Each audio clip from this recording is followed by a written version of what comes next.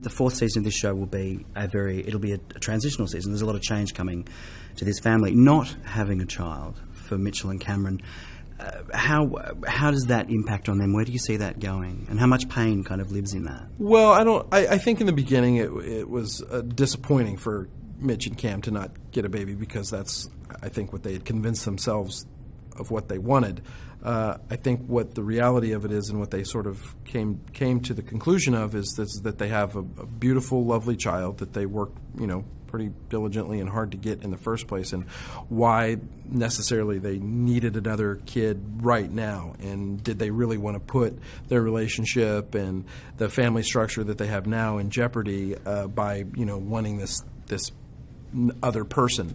And what the writers did so brilliantly is added a new element to the show anyway, from another angle, which is Gloria being pregnant. So I think they just landed on the fact that they need to focus on Lily and the relationship and the family that they have. If I look at the great family comedies, I look back to Roseanne, even back to All in the Family, their most memorable moments, their most potent moments were never funny moments. They were profound and emotional moments. Why do you think in a comedy the dramatic kind of resonates sometimes more powerfully with us? Well, because you're used to watching Mitch and Cam sort of in these farcical situations, and you can easily, kind of forget that they are people and humans as well as television characters that make you giggle on a Wednesday night. And that's the brilliance of a family show, is that there is hilarity in a family and there is drama in a family. And our writers have never, ever, ever, and Steve and Chris, who created the show, have never, ever shied away from going in that direction when they needed to.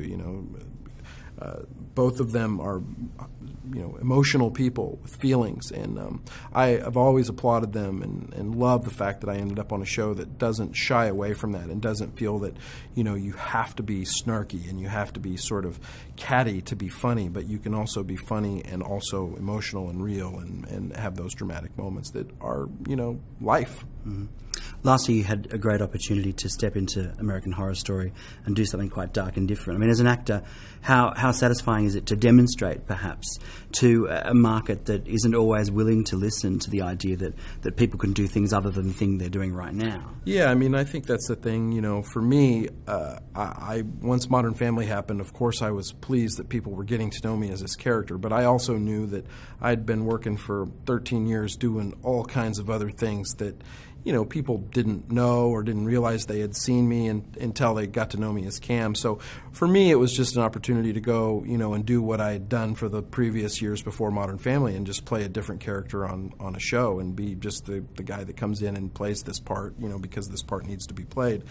But it's exciting. All I've ever wanted to do was, make people, laugh, make them cry, make them fearful, make them weirded out, whatever it is. I like to affect people, and I like to do it with, different roles, and whether it's, in a movies that I have, that I've gotten to do, or other TV shows, I love creating a character, American Horror 2 obviously has an opportunity open for anybody to come back as anybody else. Yeah. Would you like to do something else like that this year? Yeah, I mean, I'm watching the show this season, and it's so dark and cool. I went to the premiere of it, and it's an awesome show. I mean, I just love the idea behind it, and Ryan's such a brilliant creator. To make it an anthology like that and to be able to bring those characters back is really interesting. And I think if they, have something that they want me to come and play and I can do it, I have a day job. I'm beholden to Modern Family first and foremost. But, Justified's another one of my favorite shows, and I'm hoping to get over there and deal with